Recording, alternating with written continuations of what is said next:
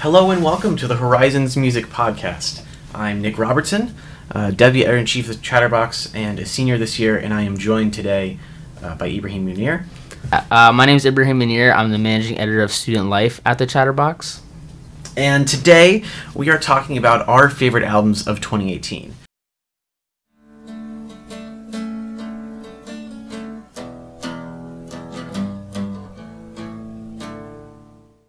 Now, the two of us have pretty different music tastes. I am personally a rock fan, and I think, Ibrahim, you'd probably describe yourself as a trap hip-hop fan. Majorly, yes. Yeah. So, our albums of the year, I picked the Wombats, Beautiful People Will Ruin Your Life. Now, that's their third full-length album. About 45 minutes, came out over the summer this last year. And I felt it really mixed pop and rock to make something that's just really enjoyable for the whole year. And while it might not have been the absolute best rock album that came out, it's definitely one of my favorites. And then my album of the year for 2018 was Die Lit by Playboi Carti, which is his debut studio album. It came out in early May this past year. And what's interesting about these two albums is that they ranked really similarly on charts. They both have a Metacritic score of 71 out of 100, funny enough, and received similar ratings from critics. And even on the charts were relatively similar. The Wombats album, they're a UK band. They topped at number 3 on the UK charts and number 5 on the Australian charts. And Playboi Carti did very well in the United States, with, I believe it topped number 2 on the R&B US charts and number 3 overall. So very similar performing albums in their respective native countries, and they're very different albums. Let's start with the Wombats. And to summarize their style, how I like to think of them is they have a more depressing lyrics, not exactly the happiest stuff, but with a really fun pop rock beat and really wonderful instrumentation. And what really drew me to this album, above all their others, is it takes what they've done previously and added really solid guitar riffs and just made it fun. And it brought me back again and again to this album, which is probably why it's one of my favorites this year. So what did you think about it, Ibrahim? So my review of the Wombats album, this is the first Wombats album that I've listened to, so I can't really compare it to their previous work. But the way that I saw it, I enjoyed the album a lot. The vibes that I got from it, as you said, were really pop rock and like dance hall beat is what I got from it. The album was really driven by the guitar, which the lead vocalist and guitar is Matthew Murphy, and so the majority of the songs were led by his guitar riffs, which to me were really reminiscent of The Strokes, which is a band that I really enjoy. So I thought the guitar riffs were really good. They were they were amazing. I really enjoyed them throughout the entire album. And as you stated before, they have a lot of depressing lyrics, but in an upbeat way. So the album is really sort of like their breakup record for the Wombats. But it's like a pleasant heartbreak, if that makes sense, because, no song ever, like when I was listening throughout the album, no song really made me feel like I was going through a heartbreak or made me feel sad, but it was like poppy throughout the whole way.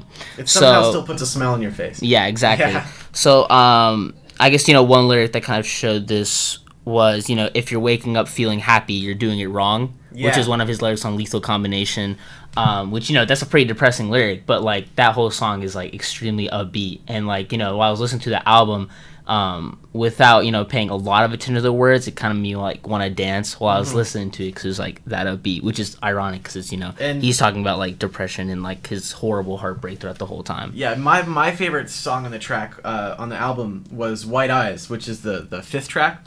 And it's a really upbeat rock. There's a lot of rock influence on that one. And what really drew me to that especially is the Conflicts drum work.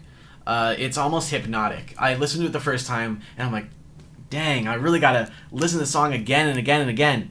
I really couldn't stop listening to it because I was really almost entranced by the drum work and how it really pulls you into the track.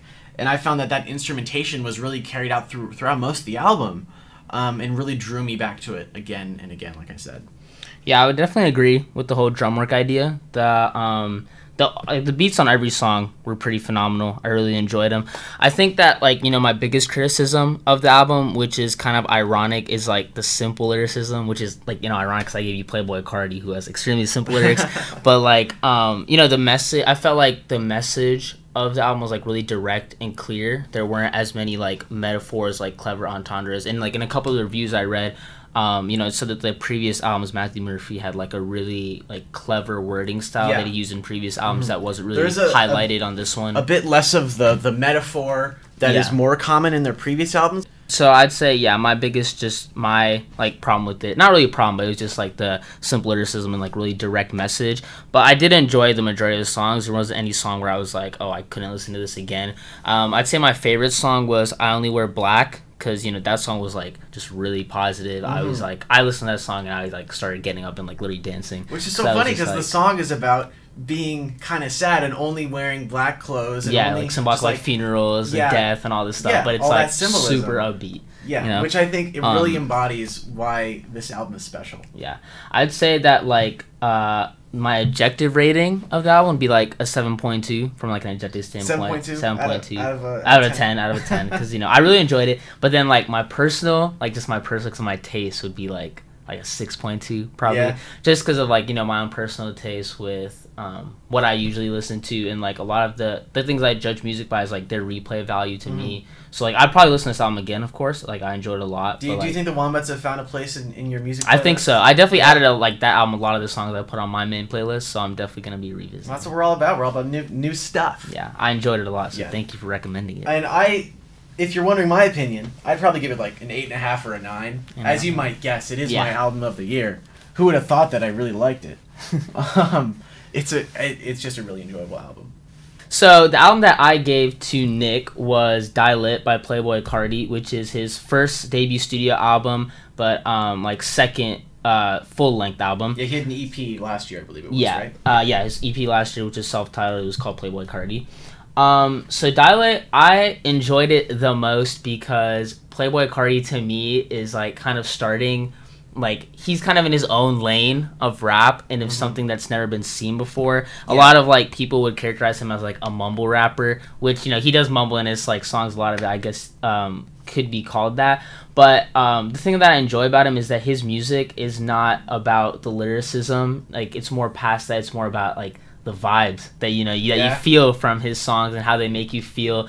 And, you know, a lot of the music that's most memorable to me that I've like listened to throughout my life is like I remember how each song makes me feel. Yeah. And so Playboi Carti is just like, I guess he has like, I have various emotions through his songs. So like songs like Long Time and Fell in Love, like that kind of stuff can like kind of put you in like a somber mood, but also like it's like enjoyable, you know. Yeah, and then he has exactly. And then he has songs like, you know, R.I.P.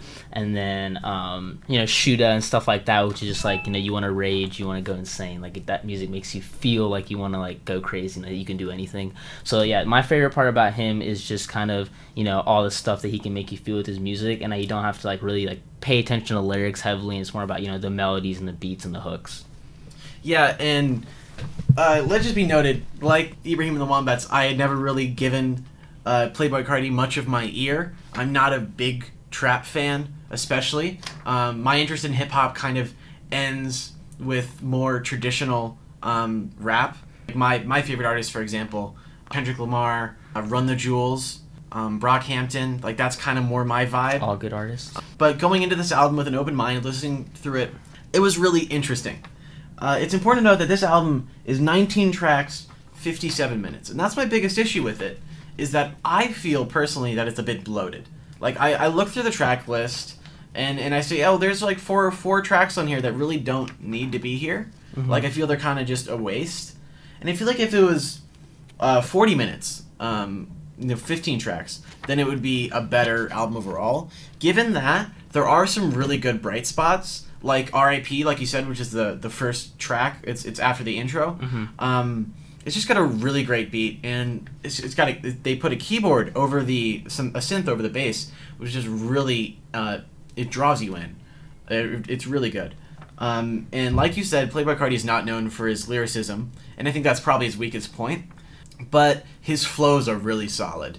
Like, even if you can't tell what he's saying half the time, because he is kind of a mumble rapper, if you ask me. He does have that flow, and he does give off a good vibe in most of his tracks. There are a couple songs that I've heard were pretty popular that I really didn't like. The biggest one being "Poke It Out."